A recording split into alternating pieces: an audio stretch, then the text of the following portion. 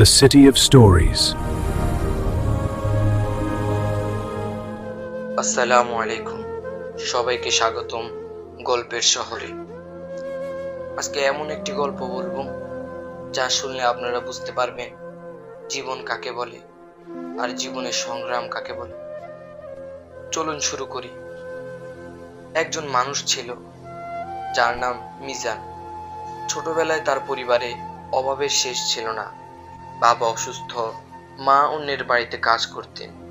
প্রতিদিন স্কুলে যাওয়ার আগে সে চা দোকানে কাজ করত, যাতে পড়ার খরচ চালানো যায়।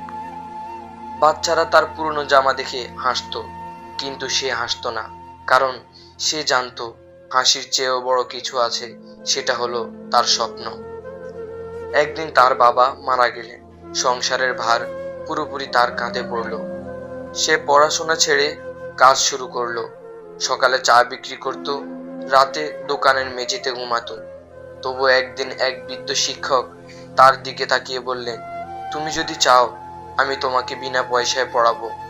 কষ্টকে ত্যাগ মনে করো না, ওটাই তোমার শক্তি। এই কথাটা তার জীবন বদলে দিল। মিজান আবার পড়া শুরু করলো।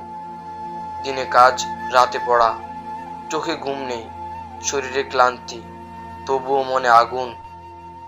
পরীক্ষার দিনগুলোতে অনেক সময় কিছু না খেয়ে বসে থাকতো, কিন্তু তার কলম থামতো না।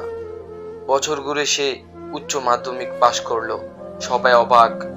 যে ছেলে এক সময় রাস্তায় চা বিক্রি করত, সে আজ শহরের সেরা কলেজে ভর্তি হল। পরে বিশ্ববিদ্যালয়ে ভর্তি, চাকরি এবং একদিন নিজের ছোট ব্যবসা শুরু করলো। আজ মিজান সফল একজন উদ্যোক্তা। কিন্তু সে প্রতিদিন সকালে মায়ের পুরনো চুলার পাশে বসে দোয়া করে, হে আল্লাহ, কষ্ট আমাকে ভাঙ্গেনি, আমাকে তৈরি করেছে। এই গল্পের থেকে আমরা তিনটি শিক্ষা পাই।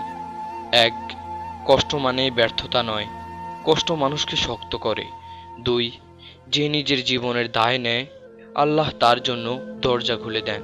তিন, সাফল্যের পেছনে সব সময় লুকিয়ে থাকে অজস্র অশ্রু, ঘাম আর ধৈর্য।